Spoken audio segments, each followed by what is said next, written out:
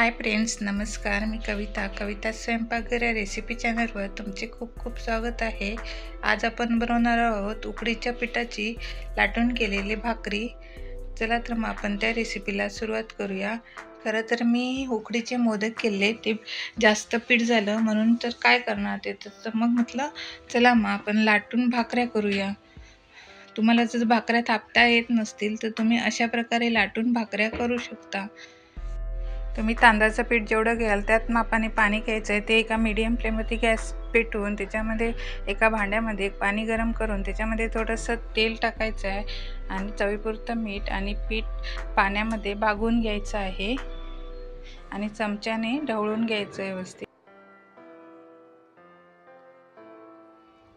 पीठ व्यवस्थित भागून झालेलं आहे. आता आपण त्याच्यामध्ये 1 ते 2 मिनिटासाठी झाकण ठेवून द्यायचं आहे. गॅस बंद करायचा आहे.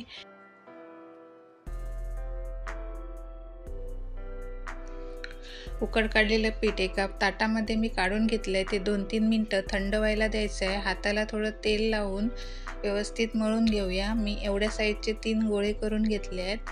आता आपल्याला ते लाटून घ्यायचं आहे. त्यासाठी मी गव्हाचं पीठ घेतलं आहे. त्याला व्यवस्थित लावून घेऊयात आणि एका पोळपाटावर हाताने असं त्याला चपट करून घ्यायचं आहे आणि व्यवस्थित लाटण्याने गोल गोल ह्याला लाटून घ्यायचं आहे.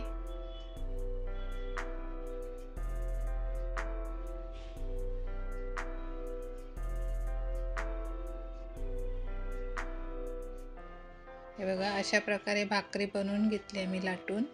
तिन्ही पण भाकऱ्या माझ्या लाटून झालेल्या आहेत. आता आपल्याला भाकरी शेकून घ्यायची आहे. त्यासाठी मी गॅस पेटवून त्याच्यावर तवा गरम करत ठेवला आहे. तवा गरम झालेला आहे. आता आपण भाकरी टाकून घेऊयात. त्याला वरून पाणी लावायचं नाही आहे. 1-2 मिनिटातच भाकरी परतून घेऊया. पुन्हा दुसऱ्या साईडने परतून घेऊयात आणि व्यवस्थित शेकून घेऊया भाकरी.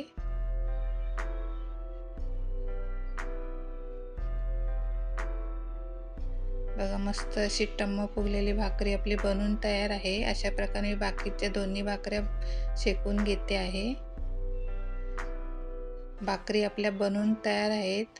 तुम्हाला जर भाकरी थापता येत नसेल तर तुम्ही अशा प्रकारे लाटून मस्त भाकरी अशा नरम होतात बनवू शकता.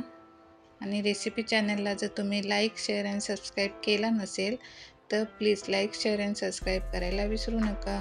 व्हिडिओ पाहिल्याबद्दल धन्यवाद. Bye bye.